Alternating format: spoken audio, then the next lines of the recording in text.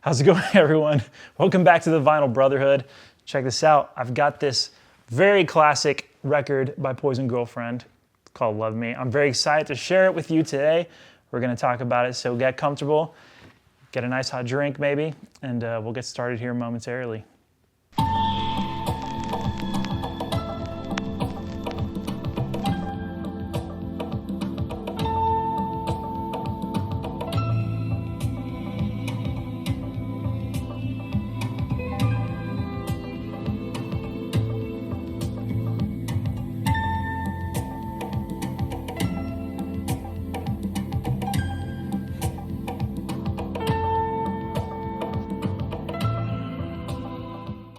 Let's take a look at our album cover. POiSON GiRLFRiEND, Love Me. Very straightforward, as you can see, and a nice flower on the back. I picked this up online very recently, and I'm glad I did because it sold out quick. But it is a classic, and I'm sure they will reissue it again very soon. So POiSON GiRLFRiEND is the project of Tokyo, Japan's very own Noriko Sekiguchi. She had a relatively short-lived run as POiSON GiRLFRiEND in the early 90s, but she's remained active with various projects throughout the years. But as with all of the greats, there is always a work that is simply understood to be the magnum opus. For Sekiguchi-san, many would argue that that magnum opus is Love Me. But before we begin, allow me to preface with something. You see, I'm presented with a couple of challenges today. I've never been a connoisseur of the electric and dance genres. I enjoy that kind of music for sure, but it's not really my go-to. I typically just take what I'm hearing at face value and appreciate it for what it is. But I understand that it's a very broad field of music with countless subgenres and a specific lexicon of which I'm not the most well-versed.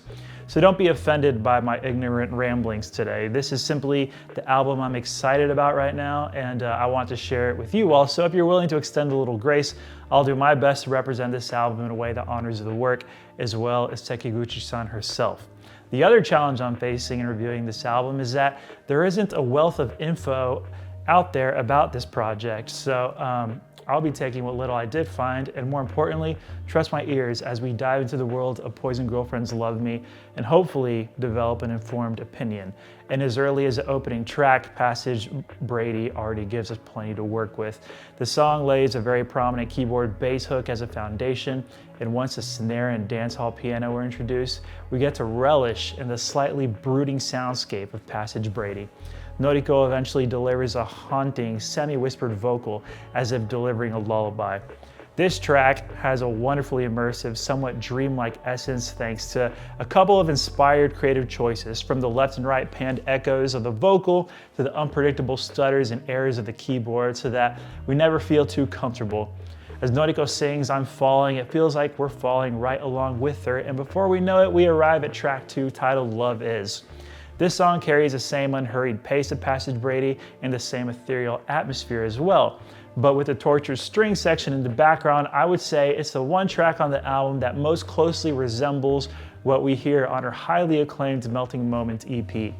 For me, it's the bongo drums that really set this one apart. It's amazing what it brings to the song, giving it a sort of a lounge feel, but surprisingly, or maybe not so surprisingly, this is not as experimental as POiSON GiRLFRiEND gets on this record. See, to flesh out the body of work in between the more melodic numbers, we have some fantastic ambient trip-hop entries in Histoire d'Eau and Duet Rouge, part of my pronunciation. You may not be bobbing your head to these songs, but then that wouldn't be the point. With every track, we find Noriko creating a different world with the arrangements. So for example, If You Wish is a radical departure from the frenetic drum machine of Histoire d'Eau in favor of a hazy 60s psychedelia and ethereal vocal backing reminiscent of Smile-era Beach Boys. So naturally, I gravitate toward If You Wish quite a bit. So I'd say the majority of the album leans more towards the ambient slow burn, and as well paced as that is, a couple songs in the middle portion pick up the pace a bit and give Love Me its second wind. The first of these is Slave to the Computer, and the concept behind the song is nothing too difficult to interpret. We're a generation of that's just overly reliant on technology, right? So as simple as they are, you think the lyrics are mostly there to serve the backing track, which utilizes all of those digital sounds that one would associate with the era-appropriate futurism. along with a dancier beat than we've heard thus far to entrance us as our technology would. Uragan might be the closest thing to house music on this album, with its deep bass line and melodic hooks galore. I'm especially partial to the chimey chorus keyboard hook, a simple but effective little melody inherited from the original song by Stephanie DeMonico. This one you will be bobbing your head along to, and if you hadn't had your fill of French pop, we're also treated to a cover of Love Me, Please Love Me, the 1966 Michel Polnareff tune. The attitude of the song meshes perfectly with the shy and reserved demeanor we've gotten from Noriko on this album. And the instrumental by no means compromises the integrity of the original song either. It's not the folk song that it was, but it still retains a French pop flavor, making this track feel right at home amongst the rest of the bunch. And there is quite a bit of French on this album, along with English, and come to think of it, of her 4 studio albums, this might be the only one that doesn't have any Japanese on it. And that's just another way in which POiSON GiRLFRiEND demonstrates great versatility. So let's shift gears. We've established that Love Me has a spectacular range, every track trying something a little different. What this album ultimately represents is Noriko Sekiguchi at her most uninhibited, from the provocative album title and artwork to the unambiguous lyricism to her fearless foray into whatever musical styling she feels like taking on at any given moment. Maybe that's not the formula for great artwork 100% of the time, but I think we can agree that that sort of freedom is a key ingredient. And I love this sort of thing when I'm listening, and I can tell that on the other end of the speakers is an artist's uncompromised vision. No obvious radio singles, completely unconcerned with the needs of the industry. Each song is given room to breathe, and not in a way that I found to be dull or meandering, but rather Noriko allows herself the freedom to explore as the songs naturally progress until they've reached the heights of their potential. I think there's a magical paradox taking place here. While a boldness and creativity is at the forefront, both conceptually, lyrically, and sonically, Noriko, the vocalist, is rarely the center of attention. Much of the time, she is in full service to the song, acting as just another instrument, an accent among brighter hues and broader strokes.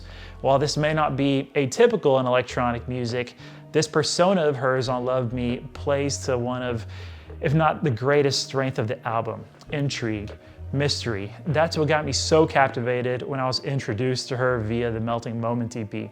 Those lush, dreamlike soundscapes have kept me coming back, and while I'm sure there are several acts doing this kind of thing, I've never heard anyone do it exactly like POiSON GiRLFRiEND, and for that, I am very grateful to have been able to snag a copy. No surprise, it's one of the 90s great cult classics.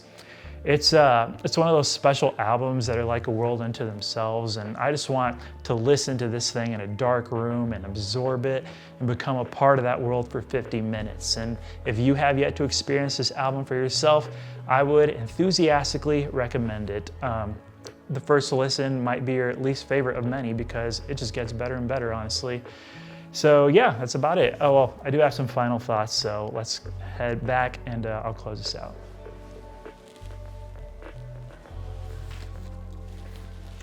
Noriko Sekiguchi wouldn't make another POiSON GiRLFRiEND album for 20 years. In her 35 years of making music, she would continue to create under different monikers, and a lot of it is really, really, really good. And yet Love Me, along with Melting Moment, is very much set apart. These recordings epitomize timelessness, being just as engrossing and fascinating to listen today as it ever has been.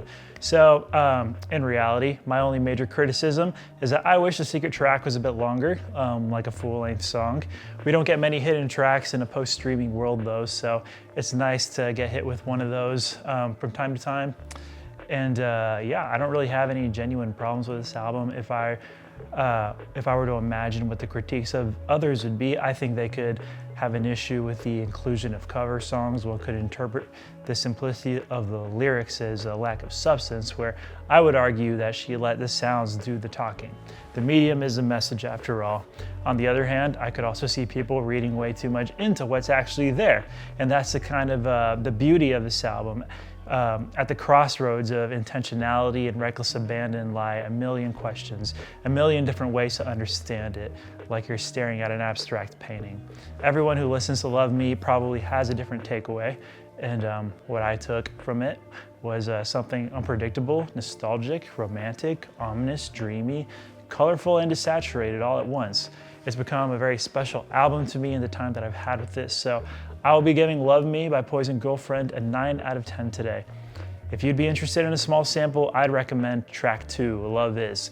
It really encapsulates everything that I enjoy about POiSON GiRLFRiEND and has already made its way to a few of my own playlists. And if you do listen, please let me know what you thought about it in the comment section below.